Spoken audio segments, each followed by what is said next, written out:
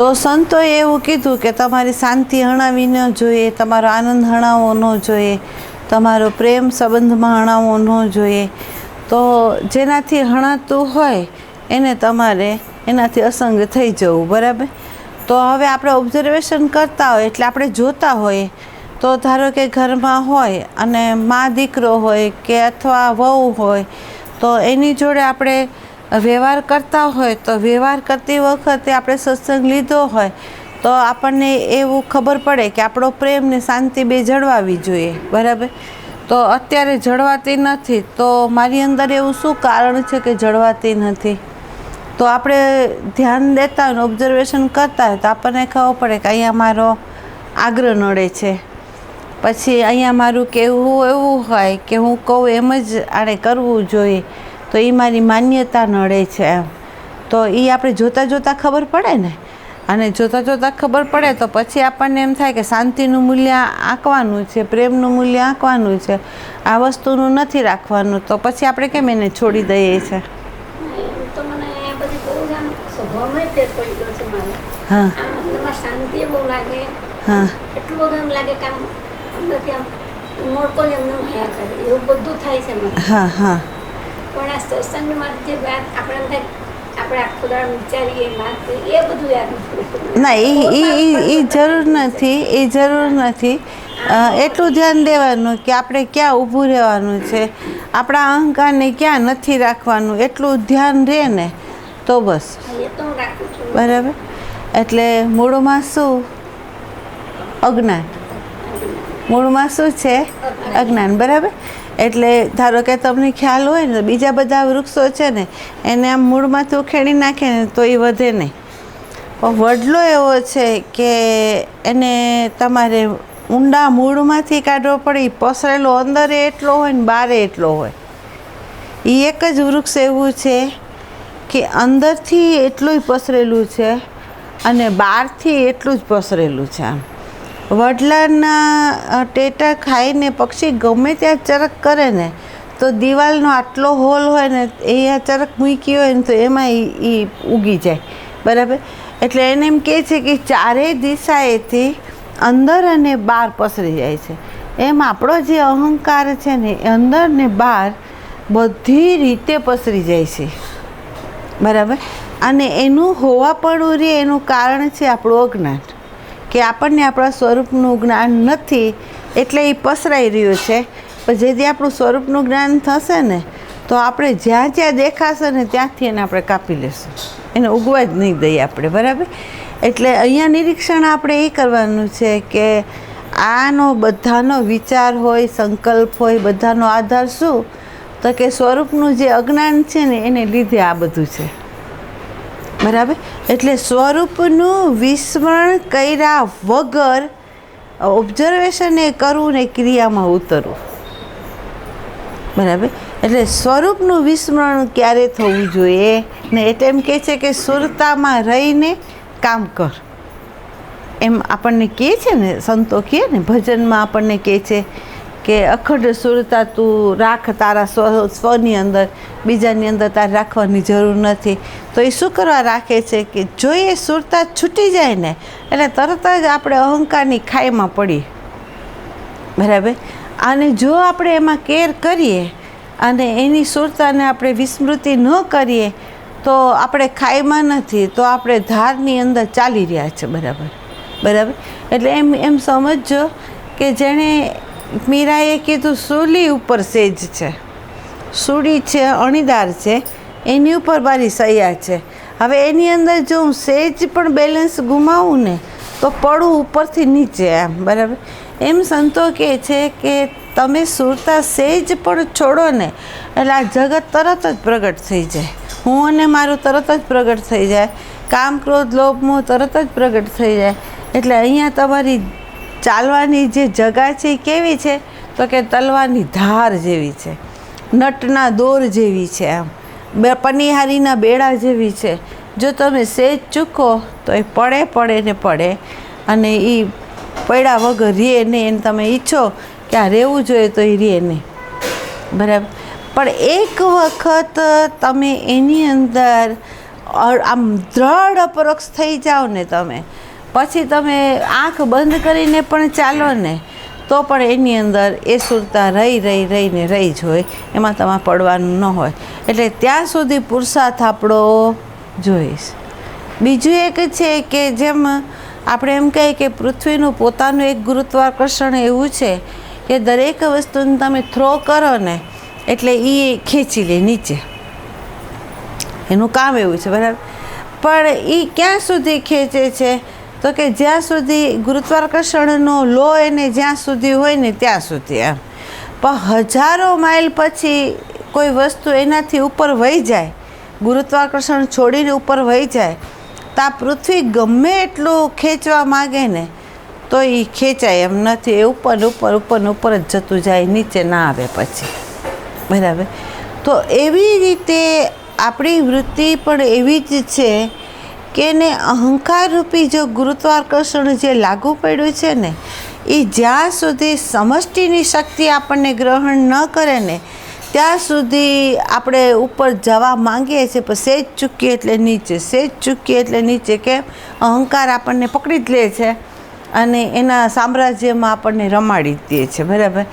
તો અહીંયા આપણે પુરુષાર્થ એ કરવાનો છે કે આના પાસામાંથી, આના આકર્ષણોમાંથી આપણે પૂરેપૂરા છૂટવા જોઈએ અને સમષ્ટિની શક્તિ છે એ એણે આપણને પકડી લેવા જોઈએ.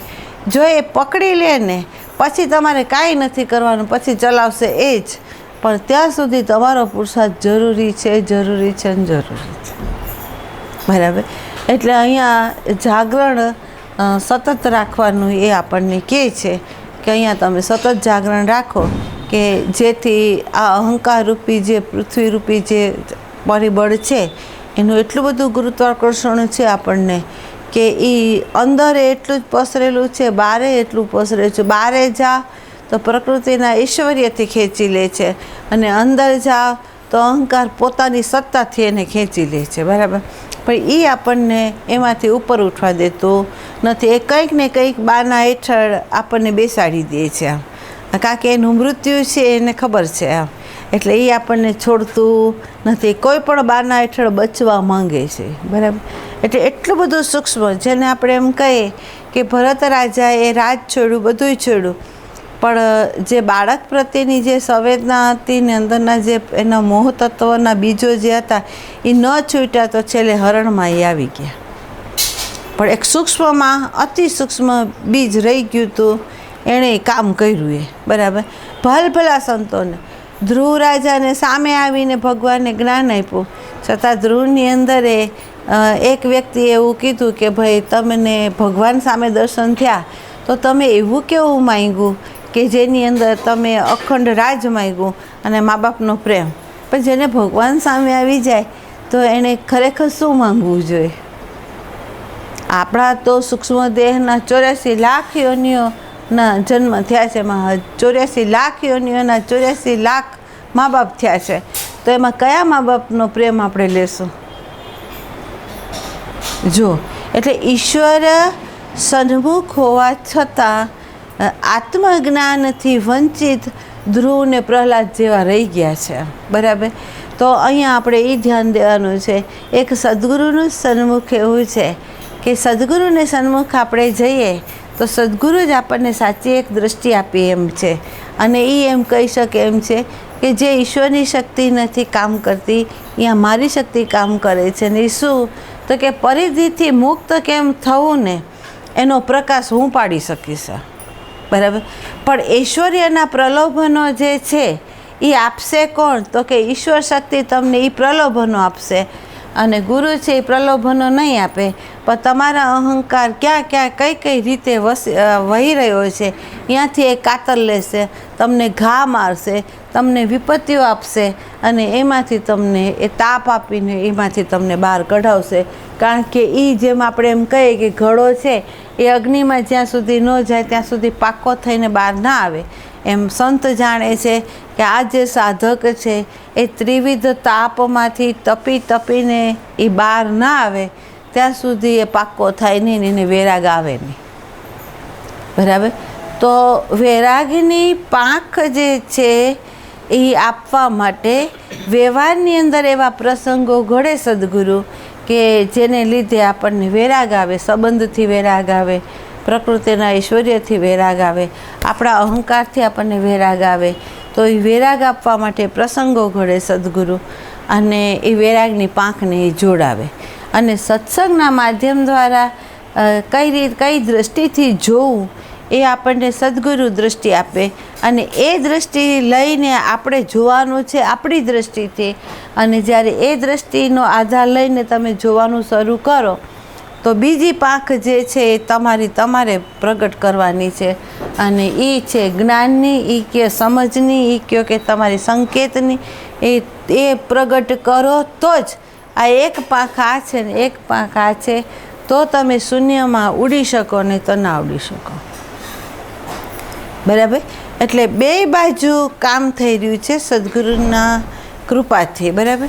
અને એવા બાળકો હોય કે જો એને તાપ આવતો હોય, એને પ્રસંગો ઘડાતા હોય, સંબંધની અંદર સંઘર્ષો થતા હોય, તો સમજી લેવાનું કે એ પાત્ર ગુરુનું છે, એટલે જ એને આવું આવ્યું છે. અને એમાં ફરિયાદ વગર જો એ બાળક એમાંથી નીકળી જાય, એ પેપર આપી દે અને એમાં જો એ પાસ થઈ જાય, તો પછી ચેલેન્જ ફેંકીને કહી દો કે બ્રહ્માનંદના સાગરમાં જ એ સભર આનંદ અનુભવશે, શાંતિ અનુભવશે, પ્રેમ અનુભવશે, ચારે દિશાથી એને આનંદ મળશે. એ પછી ક્યારેય એની અંદર દુઃખનું છાંટો નહીં હોય, પણ આ પેપર એને ભરવા પડે. જેમ આપણે એમ કહીએ કે બાળક છે એ જે ડિગ્રી લઈ લે છે ત્યાં સુધી એને પુરુષાર્થને તાપને બધું સહન કરવું પડે છે અને પેપર ભરવું પડે છે. પણ પેપર ભર્યા પછી એ નોટ જ ગણશે. બરાબર?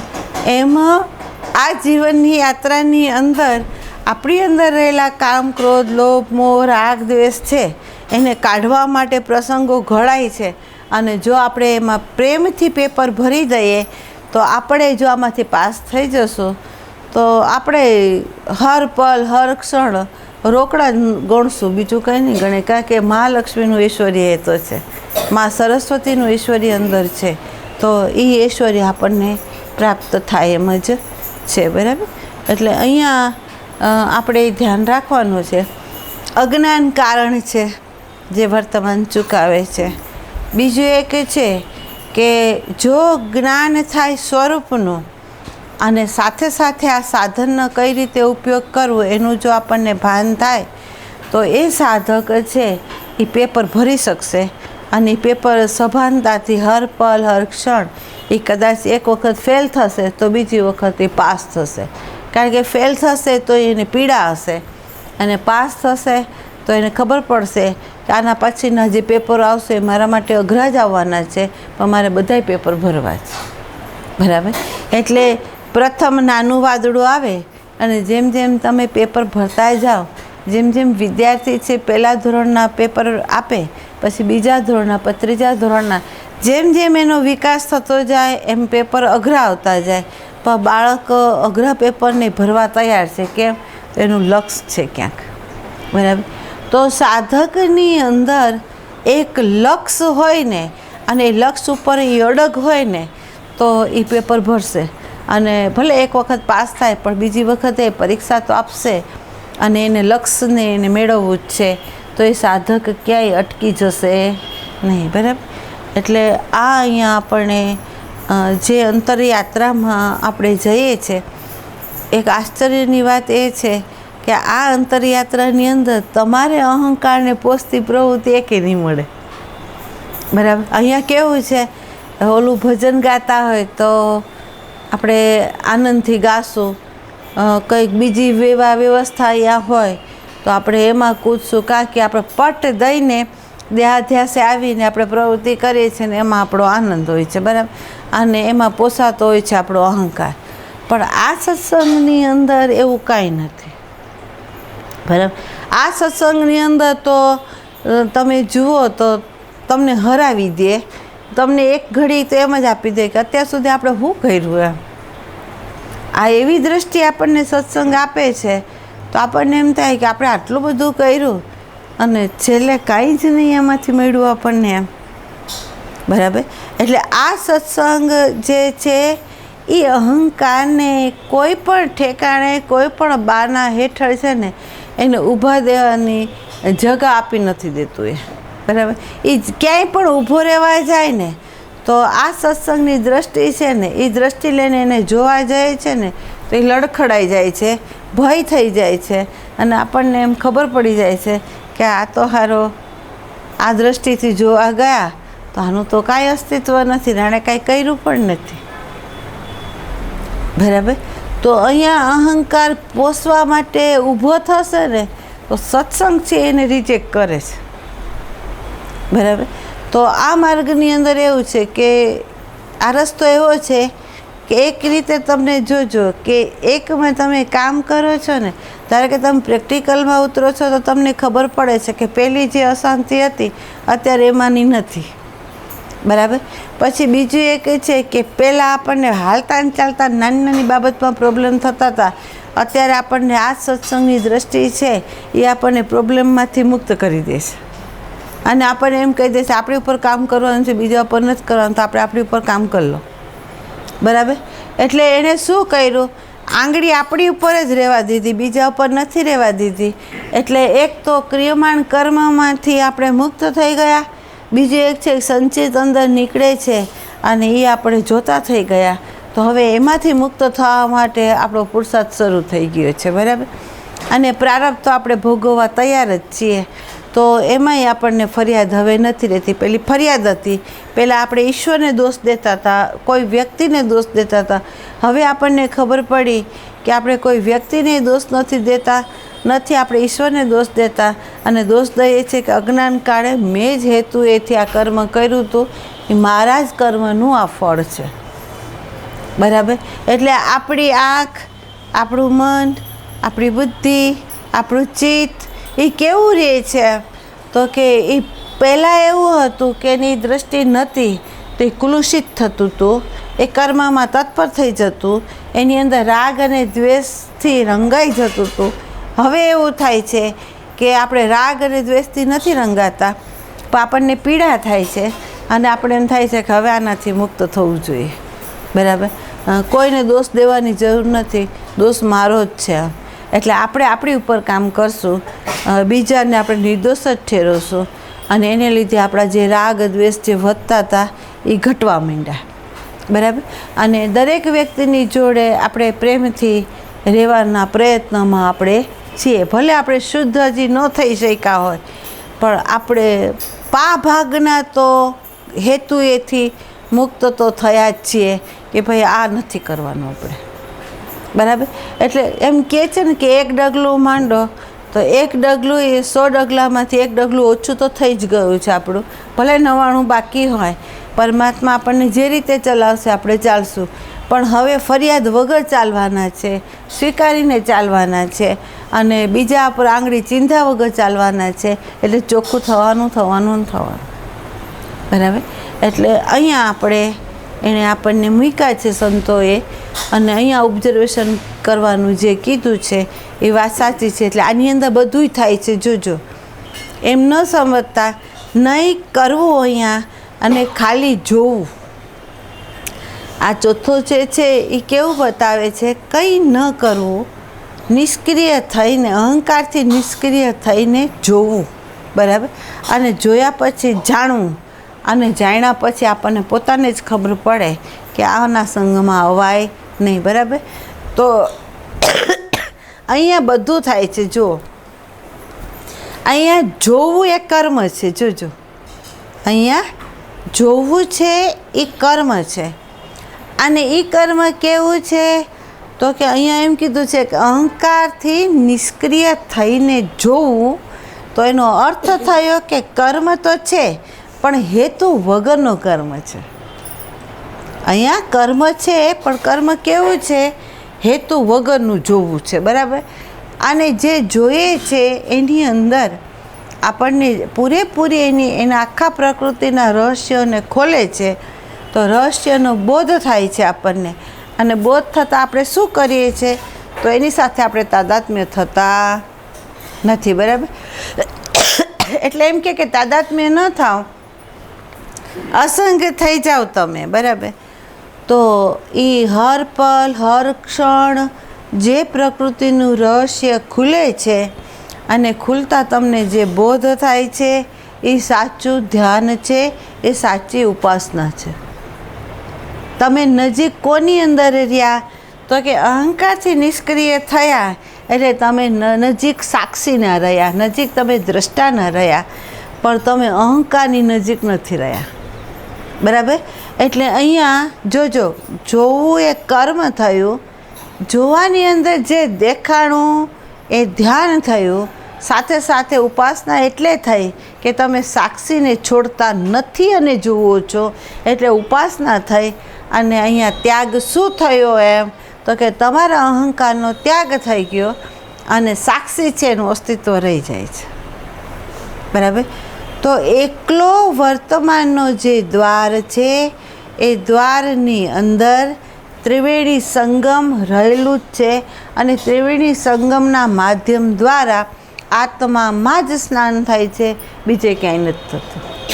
એટલે આમાં આપણે એમ થાય છે કે કર્મ વગર આપણે તરી શકશું, ઉપાસના વગર આપણે રહી શકશું, અથવા ધ્યાન નહીં કરીએ તો પડી તો નહીં જઈએ ને, પણ અહીંયા બધું થાય છે.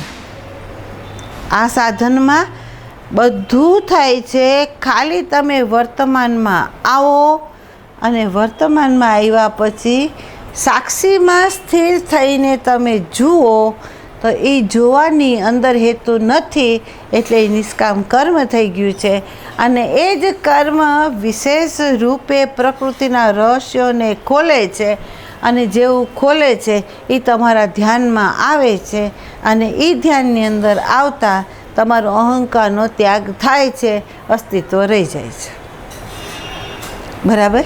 તો આ વર્તમાનનો દ્વાર છે એમાં સાચી સાધના છે, જે સાધનાની અંદર અહંકાર થકી પ્રવૃત્તિ નથી. જો અહીંયા અહંકાર થકી અત્યાર સુધી આપણી બધી જે પ્રવૃત્તિ હતી એ અહંકારના કેન્દ્રમાંથી હતી.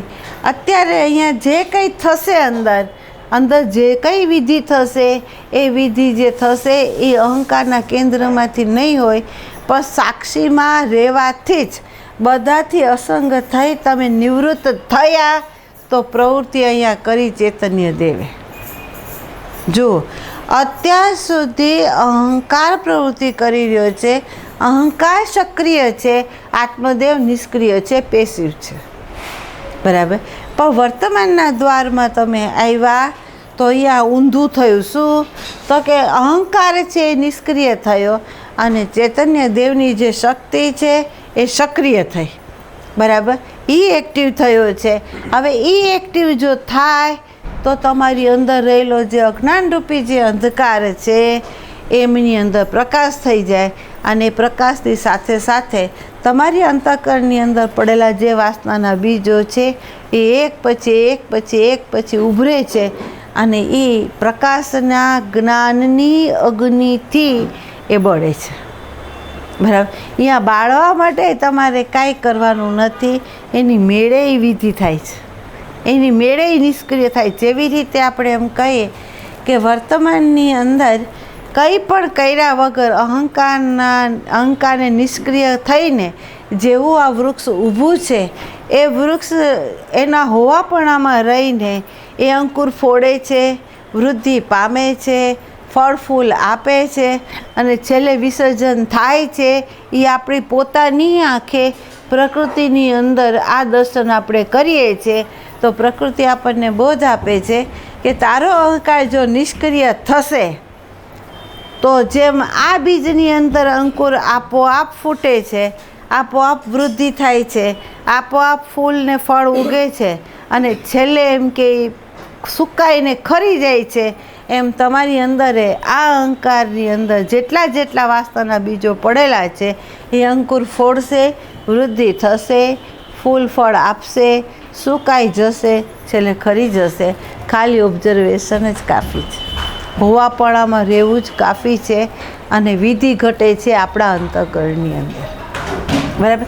જ્યાં વિધિનો કરનારો કોઈ બીજો નથી, ચૈતન્ય દેવનું જ અસ્તિત્વ જ બસ છે. એમ અહીંયા આપણે એમ કહીએ કે વૃક્ષ છે એનો આધાર ધરતી છે, એનો પ્રકાશ સૂર્યદેવ છે. અને સૂર્યદેવના હોવાપણામાં એ રહે છે, એનું હોવાપણામાં જ આ ઘટના બધી ઘટે છે. એમ આપણા આત્મદેવના હોવાપણામાં જ આપણા અંતઃકરણની અંદર આ બધી ઘટનાઓ ઘટે છે ને ઘટે છે. બરાબર. પણ જ્યારે અહંકાર કંઈ કરવા તત્પર થાય ત્યારે વૃત્તિ શું કરે તો આત્મદેવનો દરવાજો એ બંધ કરે અને કેન્દ્ર એનું અહંકાર છે તો એ આપણને પરિધિમાં ગુમાવે. આપણને કેટલાય પુરુષાર્થ, જેમ આપણે અત્યારે કહ્યું કે કેળાને ને ફળને ને શાકભાજીને કરવા માટે એ લોકોને બહારના ઇન્જેક્શનોની આપવા પડે છે, એમ આપણને બહારથી ઇન્જેક્શન લેવા પડે છે, છતાંય આપણને ખબર પડે છે કે રિયલ જે શાંતિ છે, રિયલ જે આનંદ છે, રિયલ જે પ્રેમ છે, એ જેમ અખંડ આ રીતે જે પ્રગટ થાય છે તો વિધિ વિધાનથી જે પ્રગટ થાય છે એ અલ્પ સમય વખતે રહે છે. પછી પાછા કોઈ પ્રસંગ ઘડાય એટલે આપણે પાછા અશાંતિમાં આવી જઈએ. બરાબર. એટલે બહારથી ઊભા કરાયેલા આધારના માધ્યમ દ્વારા અંતઃકરણમાં શાંતિ આનંદને જે પ્રેમ પ્રગટ થાય છે એ અખંડ રહેતો. બરાબર. આપણે એને અખંડ પ્રગટ કરવો હોય તો આપણે શું કરવું પડે તો કે આપણે અહીંયા જવું પડે. આપણે આ રીતે જ યાત્રા કરવી પડે અને આપણે આ રીતે જો યાત્રા કરીએ તો જ આ મહાસાગરમાં આપણે સ્નાન કરી શકીએ, નહીં તો ન કરી શકીએ. બરાબર. તો અહીંયા સાચી જે દ્રષ્ટિ છે એ આ છે. એટલે આની અંદર પીડાઈ જોવા મળશે, આની અંદર અહંકારની લાચારી જોવા મળશે. બને કે તમને થોડા વખત માટે નિરસે કરી દેશે, ઉદાસે કરી દેશે. કેમ તો આપણને મળ્યું નથી, હકીકત છે. આપણે બધું અધ્યયન કર્યું, બધું આપણે માનતા હતા, આપણે કલ્પનામાં હતા, આપણે ભ્રમણામાં હતા અને આપણને ખબર પડી કે આપણે પડદો જ તોડ્યો નથી, આપણે દ્વાર જ ખોલ્યો નથી. બરાબર. એટલે આપણે પોતે હવે દ્વાર ખોલવા તત્પર થયા છે. બાહ્ય દૃષ્ટિકોણે આપણને ખબર પડે કે આપણી દૃષ્ટિ ફરવા માંડી છે. આપણું જોવું, આપણું સાંભળવું, આપણું બોલવું, આપણો વ્યવહાર, ભલે આ સત્સંગ કાંઈ ન કરે પણ તમે જ્યાં વ્યવહાર કરશો અહીંયા એક વખત તો એ બ્રેક મારશે, પણ તમે સાંભળો યા ના સાંભળો પણ એ બ્રેક મારશે. એ આપણને કહેશે કે આ નહીં કરાય, આ કરવા જઈશ તો હું પાછો પરિધિમાં કૂદીશ. બરાબર. તો પ્રેમ છે એ તમને હર પલ હર ક્ષણ તમારી અહંકાર તરફથી થતી જે ચેષ્ટા હશે ને એને અટકાવશે, જો તમારો સાચો પ્રેમ હશે તો. બરાબર. એટલે અહીંથી આપણે કામ કરવાનું છે. બરાબર. હવે આમાં કોઈ પ્રશ્ન હોય ને તો કહો. એક વસ્તુ સમજી લેવાની, તમને એક વખત મેં કહ્યું છે કે તમે ઘરે જઈને કોઈ પણ પુસ્તક હોય તમે વાંચો અને અહીંના સત્સંગની જે દ્રષ્ટિઓ હોય ને એ દ્રષ્ટિ લઈને એમાં સમજવાની કોશિશ કરો તો જે અત્યાર સુધી ન સમજાણું હોય ને એ હવે તમને સમજાશે. બીજું એક છે કે ગીતાનો એક શ્લોક લો અને એ એક શ્લોકને તમે વાંચો અને પછી પ્રથમ દ્રષ્ટિ એ લઈ આવો કે મારું સ્વરૂપ શું છે. પ્રથમ દ્રષ્ટિ આ લાવવાની કે મારું સ્વરૂપ શું છે અને આ સાધન શું છે. પછી આ સાધનની અંદર આપણો જે સૂક્ષ્મ દેહ છે એને આ સાધનની જરૂર કેમ પડી તો આપણે સમજી લેવાનું કે આપણું અજ્ઞાન હતું, એ અજ્ઞાનને કારણે આપણે હેતુ સહિત કર્મ કર્યા અને એના અનેક પ્રકારના વાસનાના બીજોને કારણે આપણને આ દેહ ધારણ કરવો પડ્યો. બરાબર. હવે એ વાસનાઓ જે છે એમાં હું કઈ રીતે સાધના કરું કે જેથી એનાથી હું મુક્ત થાઉં અને મારે જ્યાં સ્થિર થવાનું છે અહીંયા હું સ્થિર રહું. એમ તો હવે તમે ગીતાનો કોઈ પણ શ્લોક લો ને તો તમને ખ્યાલ આવશે કે આ શ્લોક પહેલાં જે હું વાંચતી હતી એમાં જે સમજતી હતી ને અત્યારે જે હું વાંચું છું એમાં ભગવાનનું જે કહેવું છે એ હવે તમે પોતે ખુદ એનો ઉકેલતા શીખી શકશો. બરાબર. એટલે આ રીતે તમારે ઉકેલવાનું એક એક શ્લોકને કે અહીંયા ભગવાન શું કહેવા માગે છે, અહીંયા ભગવાન શું કહેવા માગે છે. બરાબર.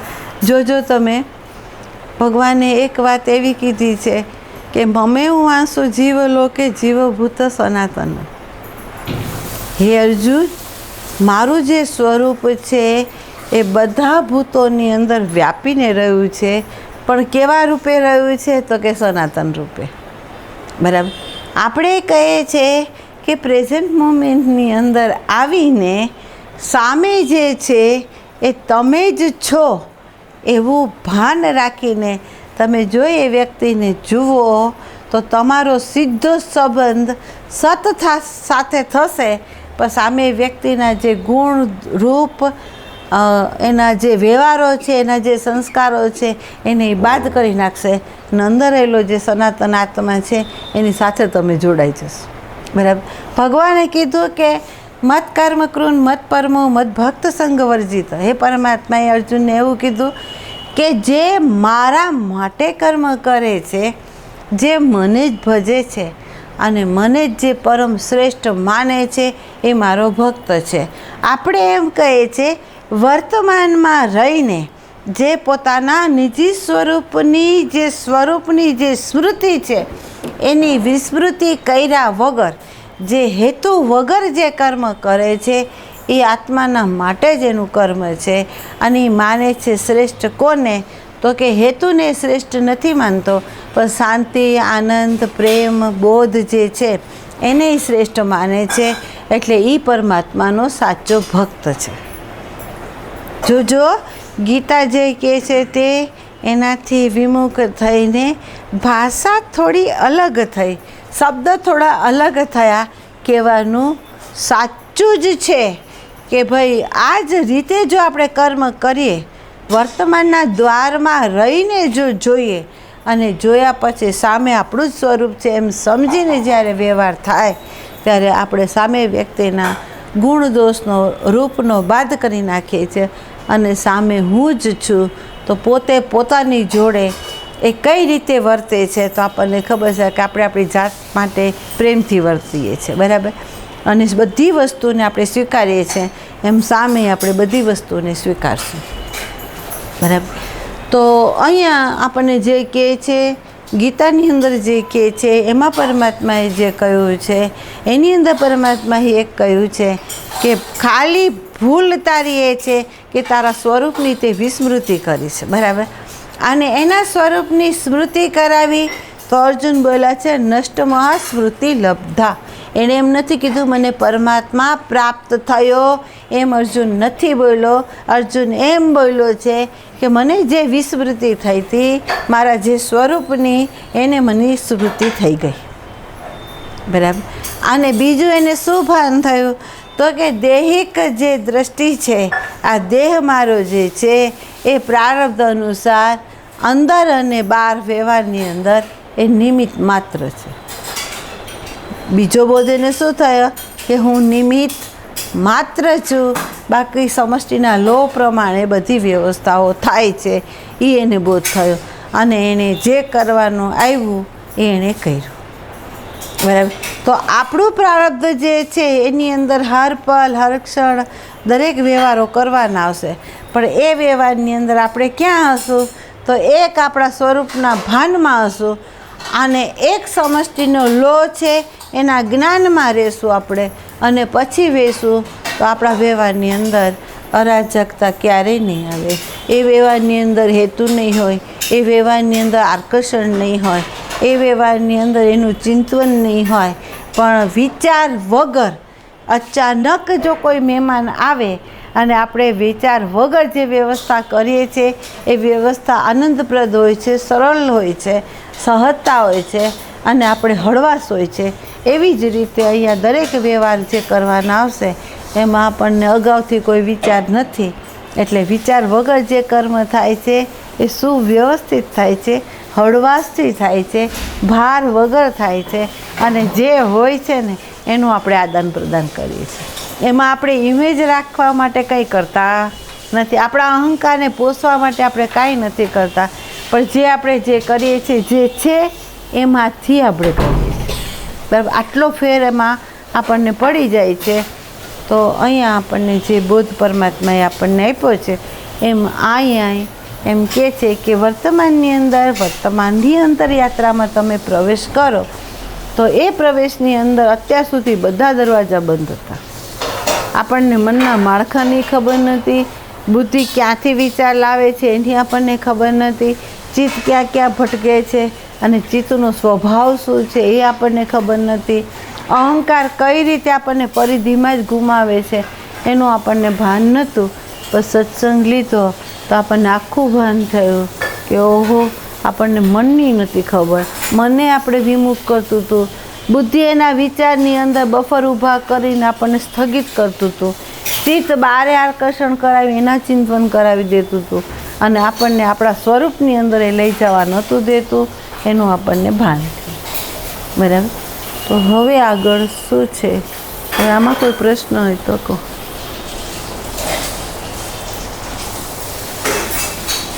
આમ જોઈએ ને તો સંસારની વ્યવહારિક જે વ્યવસ્થા છે ને એ શાસ્ત્ર છે. આમ જોઈએ ને તો સંસારની અંદર જે તમે વ્યવહાર કરો છો ને એ વ્યવહારની અંદર જ જ્ઞાન બધું બહાર આવે છે. પ્રકૃતિનું એટલે મનનું વલણ બહાર આવે, બુદ્ધિની ધારાઓ કઈ રીતે વહે છે એ બહાર આવે, ચિત્ત કોના કોના ચિંતન કરે છે એ બહાર આવે. આપણે ક્યાં પરિબળમાં આપણે ઊભા હોઈએ તો દ્વેષ થાય છે, અશાંતિ થાય છે, એ બધું બહાર આવે આપણને. પણ આપણે નિરીક્ષણ કરીએ તો આપણને ખબર પડે કે આ આપણો વ્યવહાર છે ને એ જ આપણને શીખવી રહ્યો છે અને પ્રકૃતિના રહસ્યોને ખોલી રહ્યો છે. પણ અહીંયા શું છે કે સાચું જો ન સમજાયું હોય તો આપણે વ્યવહારમાં કાતર મારવા જઈએ છીએ અને અધ્યાત્મને સાચવવા માગીએ છીએ. પણ ખબર નથી આ વ્યવહાર જ અધ્યાત્મને બહાર લાવશે. વ્યવહાર વગર અધ્યાત્મ વગર વ્યવહાર થતો નથી, એ હકીકત છે. પણ વ્યવહારમાં અધ્યાત્મ નિખાર થઈને જે બહાર પ્રગટ વિશેષ રૂપે જે થાય છે આમાં થાય છે, એકાંતમાં નથી થતું. આ હકીકત છે. બરાબર. એટલે વ્યવહારને આપણે કાપવાનો નથી અહીંયા. હવે આગળ એક પેરેગ્રાફ લઈ લો.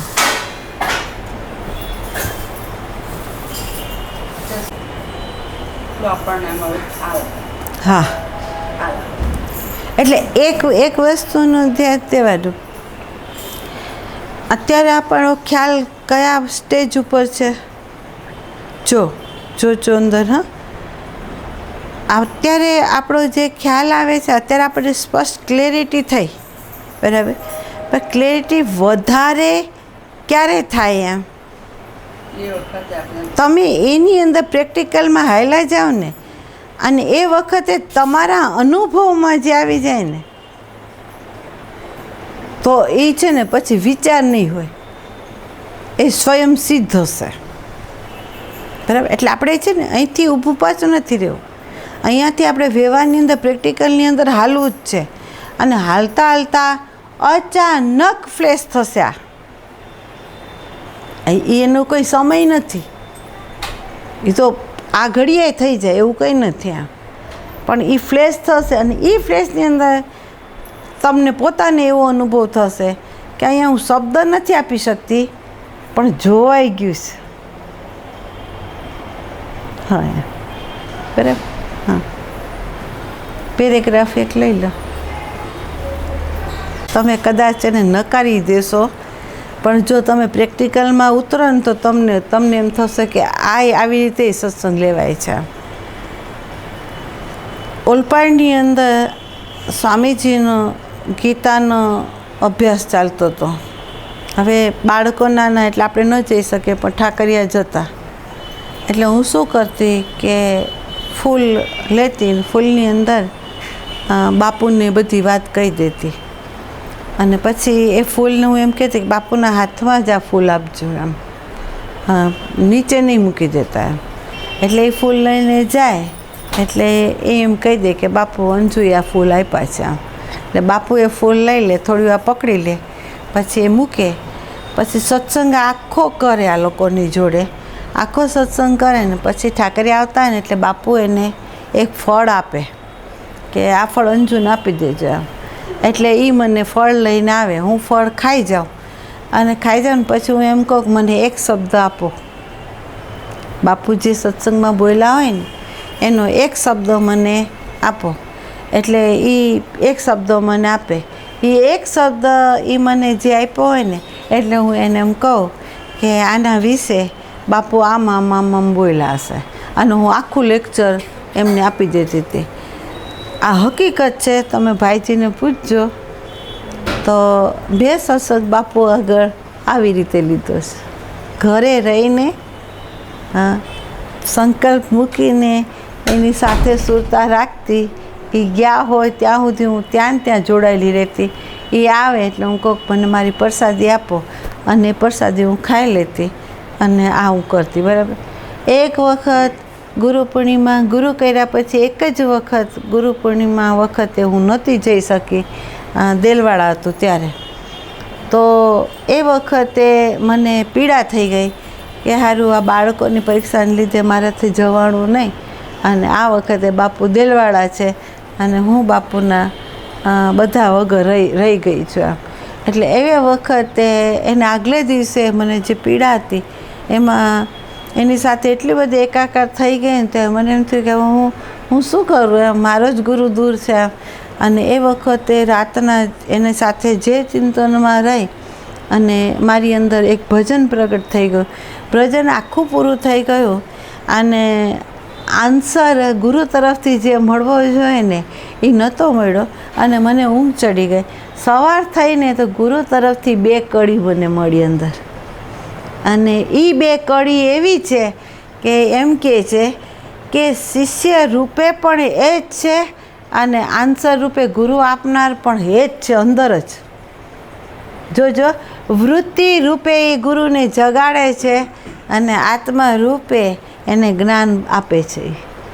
અંદરની અંદર આ ઘટના એ ઘટે છે. છેલ્લી 2 લીટી જ્યારે લખાણીને એની ઉપર મેં પ્રકાશ કર્યો ને ત્યારે હું બહુ ખુશ થઈ ગયેલી. અને પછી એમને કીધું કે તમે જાઓ ને ત્યાં બાપુને આ મારા તરફથી જજો એને કહેજો કે અંજુ યાદ દીધું એમ. અને આ કાગળ ભજન એમને આપી દીધું.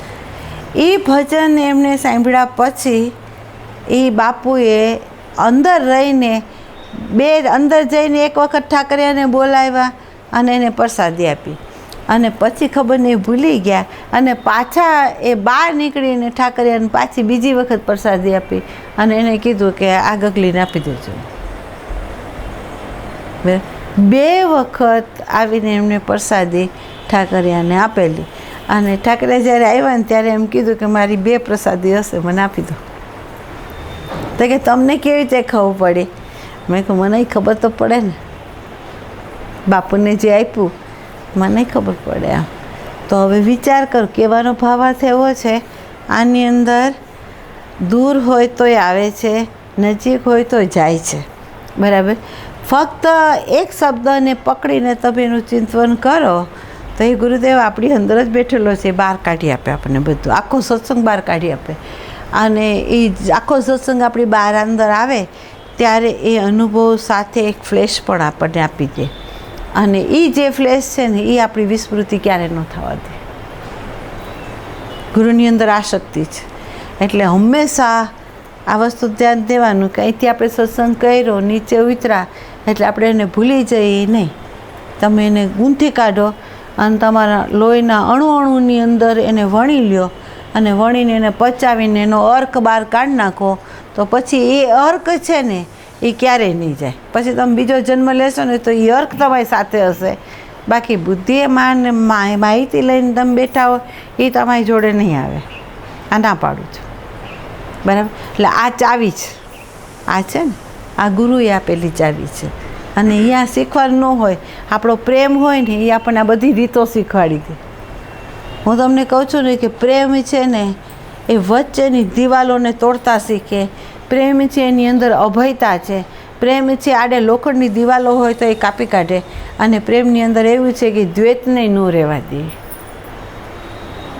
આ પ્રેમની તાકાત છે. આમ ગુરુ ગમે ત્યાં બેઠો હોય એને ગુરુને પોતાના હૃદયમાં લાવવાની તાકાત એની અંદર છે, પ્રેમમાં છે, બીજા શેમાંય નથી. બરાબર. ગુરુ ત્યાં પણ બેસી ન શકે અને એને આવવા માટે લાવવા માટે એ શિષ્યની જ તાકાત છે કે લાવી પણ શકે. આ ચેલેન્જ ફેંકીને વાત છે. એટલે આવા આપણને જ્યારે જેની તલપાપડ હોય ને પ્યાસ બહુ હોય ને એ વ્યક્તિ રસ્તા શોધ્યાના કે હું કયા રસ્તેથી એને મળું, કઈ રીતે એને મળું, કેવી રીતે મળું કે જેથી લોકોને ન ખબર ને હું મળતી હોઉં અખંડ. કઈ રીતે હું મળું, શું કરું કે જેથી એને મળી શકું એમ. તો એવી તાલાવેલી આપણી અંદર હોય ને તો આપણે મળી શકીએ આપણને કોઈ બાંધી ન શકે. એટલે આ રીતે એક શબ્દ પણ આપણે યાદ રાખવો જોઈએ અને એ રાખીને આપણે ઘરે જઈને ચિંતન કરવાનું કે આજે શું સમજ્યા છે, આપણે શું સમજ્યા, આપણે ક્યાં કેર કરવાની છે, આપણે ક્યાં સુરતા રાખીને હાલવાનું છે. રસ્તો બતાવશે બેટરી તમારી જશે કે છે ને કે પ્રકાશ ગુરુનો નહીં, પ્રકાશ તમારો જોઈએ. સ્વયં પ્રકાશથી તમે ઉજ્જવલ છો, બીજાના પ્રકાશથી તમે ઉજ્જવલ બની જ ન શકો. બરાબર. આધાર આત્માનો જ હોવો જોઈએ અને આત્માના આધારે જે ઊભો થાય ને એને બહારના પ્રકાશની જરૂર ન હોય, એને ભય ન હોય કે બારે પ્રકાશ જતો રહેશે તો મારું શું થશે. એ કહે છે મારી અંદર પ્રકાશ છે, એ ક્યારેય જવાનો નથી. તો એવું દ્રઢ આપણી અંદર થવું જોઈએ. બરાબર.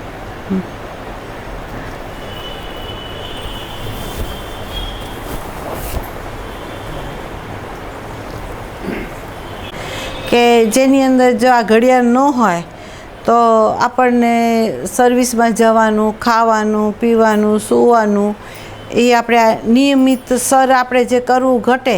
તો આ ઘડિયાળ છે એને લીધે આપણે વ્યવસ્થામાં આપણે વ્યવસ્થિત રહીએ છીએ. જો ઘડિયાળ ન હોય તો અરાજકતા આવી જાય. બરાબર. તો આ તો વ્યવહારિક વ્યવસ્થામાં છે. આને પૃથ્વીના ભ્રમણથી રાત ને દિવસ થાય છે, બાકી પેલા ગોળાઓ તો એમને એમ જ છે. બરાબર. એટલે એ સમય જે છે એ બાહ્યગત છે. અંતર્ગત સમય ક્યાં ઊભો થાય છે એમ છે નહીં, સ્વરૂપમાં સમય છે નહીં. પણ જ્યારે તમે સ્વરૂપથી બહિર્મુખ થાવ છો, જે છું છે એમાં હું ઊભો થયો અને એ હું એમ કે મારે આ કરવું છે અથવા મારે આ લેવું છે અથવા મારે આ ભોગવવું છે અથવા આને જોડે મારે જોડાવવું છે અથવા મારે આ બનવું છે, એવું જ્યારે હું ઊભું કરીને સ્ફુરણ કરીને અહીંયા સમયે પ્રવેશ કર્યો. જોજો આ સાયકોલોજીકલ સમય છે અને આ જે સમય છે એ તમે ઊભો કર્યો છે અને તમે એને સમજી લો તો તમે સમયાતીતમાં છો એનું ભાન થાય એમ છે. બરાબર. એટલે જે છે એમાં જ્યારે બનવા માટે તમે પ્રયત્ન કરો છો એમાં સમય આવી જાય છે. પછી આપણે એમ કહીએ કે ભાઈ મારે વકીલ થતાં આટલો સમય થયો, મને ડૉક્ટર થતાં આટલો સમય થયો, મને ગુરુ થતાં આટલો સમય થયો, એમ તમે બોલો છો.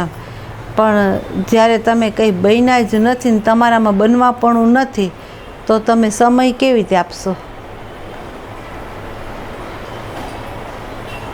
એટલે સમય ક્યાં આવ્યો? સાપેક્ષમાં. સમય બનવાપણામાં આવ્યો, બાકી જે છું છે અહીંયા સમય નથી. બરાબર ને. એટલે એ પ્રકૃતિગત વિષય થઈ ગયો. હા, છે એનું હોવાપણું છે, આ સાધનનું હોવાપણું છે. જુઓ તમે. બરાબર. હવે અંદર કોઈ બીજ જ ન હોય તો તમે સક્રિય થાવ ખરા? તમે સક્રિય ક્યારે થાવ કે અંદર બીજ કંઈક સ્ફુરે અને એ સ્ફુર્યા પછી જો એક વિચાર ઊભો કરી દે અને વિચાર કરીને એને અમલમાં તમે લાવો એટલે સક્રિય થયું. બરાબર. એવી જ રીતે સમષ્ટિની અંદર છે. એટલે એમ કહે છે કે જ્યારે સારી સૃષ્ટિનો પ્રલય થાય ત્યારે એક અંડમાં બધું સમાઈ જાય છે. બરાબર. જેમ વૃક્ષ હોય એ બીમાં સમાઈ જાય છે, એમાં આખું જગત છે એ અંડમાં સમાઈ જાય છે. બરાબર. અને જ્યારે એ ઈચ્છા ધરાવે અને એને ફળ આપવાનું તત્પર થાય એટલે પાછી એમાંથી એ ગતિ કરે. બરાબર. જેમ આપણું વ્યવહારિક વ્યવસ્થાની અંદર જેવી રીતે ઘટના છે ને એવી રીતે જેવી રીતે આપણે ગાઢ નિંદ્રામાં જઈએ તો આપણી બધી વૃત્તિઓને સંકેલીને આપણે ક્યાં લઈ આવીએ છીએ? તો આપણા અંડમાં. કેમ? આપણા અજ્ઞાનના અંડની અંદર એને આપણે વિરમાવી દઈએ છીએ. બરાબર. અને એ વિરમાવ્યા પછી જ્યારે ફળ દેવા માટે તત્પર થાય એટલે આપણે જેવા બહાર આવે એટલે સ્ફુરણ થાય છે અને સ્ફુરણ થઈને પછી એક વિચાર ઊભો થાય છે અને આપણે આ બોડીને પથારીમાંથી બહાર કાઢીને સક્રિય કરી દઈએ છીએ. બરાબર. એવી જ રીતે સમષ્ટિમાં છે. પિંડે સો બ્રહ્માંડે સરખું જ છે. હવે એ લય થાય છે જેને આપણે પ્રલય કહીએ છીએ. અને એ પાછું સર્જન થાય છે કે જ્યારે ફળ આપવા તત્પર થાય ત્યારે. બેયની અંદર ઘટનામાં ક્યાંય તફાવત નથી. જોજો, ફેર એટલો જ છે, એક એનું સંચાલન કરે છે અને એકની અંદર એવું છે કે અહંકાર આપણું સંચાલન કરી લે છે. આ અજ્ઞાનતા છે. બસ જો આ અજ્ઞાન બાદ થઈ જાય તો આપણે પણ સંચાલન જ કરીએ એમ છીએ.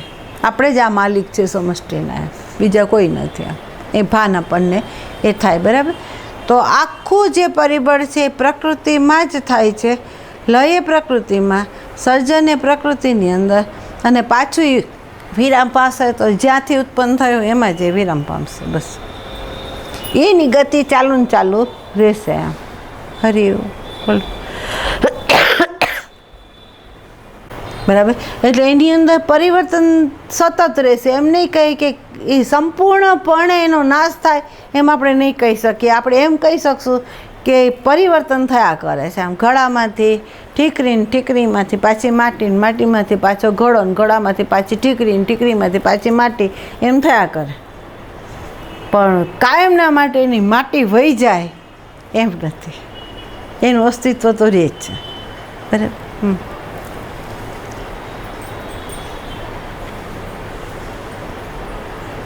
તો સાગરની સન્મુખ કોઈ જાય અને સાગરની સાથે ત્રાતક ધ્યાન કરે. આમ તો એ ધ્યાન કરતાં કરતાં થાય શું ખબર છે?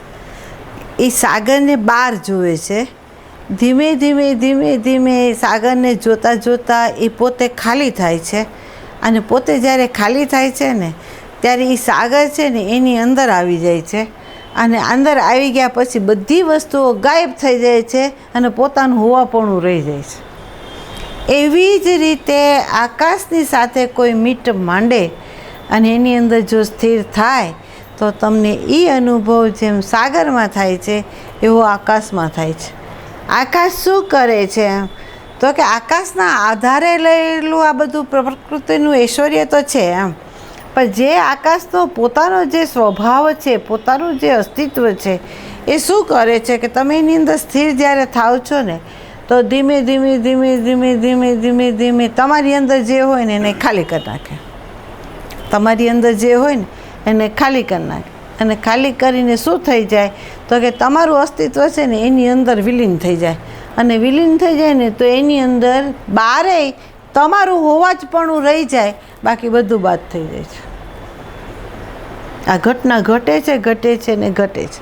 જો તમે સતત એની સામે જુઓ ને તો તમને પોતાને ખબર પડે કે બધું ગાયબ, કાંઈ રહેતું નથી. તો જ્યાં કાંઈ નથી રહેતું ને એ અવકાશ છે. અને એ સ્વરૂપ નથી, એની આપણે જાણ થાય છે. આમ એનો જે પ્રકાશ થાય છે ને, એનો જે બોધ થાય છે ને, એ આપણું સ્વરૂપ છે. એટલે છેલ્લે આપણે જ રહી જઈએ છીએ. એ વયું જાય છે છેલ્લે. હા, એ બોધ રહી જાય છે. એટલે આ અસલના જે સંતો હતા એ ત્રાતક ધ્યાન કોની જોડે કરતા? તો આકાશની જોડે કરતા, સાગરની જોડે કરતા. શું કરવા કરતા? તો એની અંદર વિશાળતા જે છે, વ્યાપકતા જે છે, એના અનુભવની સાથે સાથે એ શૂન્ય થઈ જતા. અને એ શૂન્ય થઈ ગયા પછી એનો જે બોધ થાય એને એ પકડી શકાતા. એટલે આ પણ એક રસ્તો છે એ સ્થિતિએ પહોંચવા માટેનો. કારણ કે વૃત્તિ છે ને એને તમે ગમે ત્યાં નાખો ને એ અબાઉન ટન થઈ જાય. એ અથડાઈને આપણી અંદર જ વિલીન થઈ જાય. વિલીન કરીને આપણું જ અસ્તિત્વ રહેવા દે. બેપણાનો એ બાદ કરી નાખે, એક જ રહી જાય. એ અનુભવ આપણને કરાવે. સાગરને જોતા જોતા જોતા જોતા એક બોધ રૂપા થઈ. સાગર રૂપ નથી પણ એક બોધ રૂપા એકતા જ થઈ જાય, બધું વિલીન થઈ જાય. એટલે એનો મોજા ઉછળતા હોય, એના ઘૂંઘાટ હોય, એ બધું ગાયબ થઈ જાય. કાંઈ જ ન રહે. તમે એની સાથે બેસી રહો ને, જો એની સાથે એકાકાર થઈ જાઓ ને, છેલ્લે કાંઈ ન રહે. છેલ્લે પછી બોધ રૂપ બોધ રહી જાય. બોધ રહી જાય.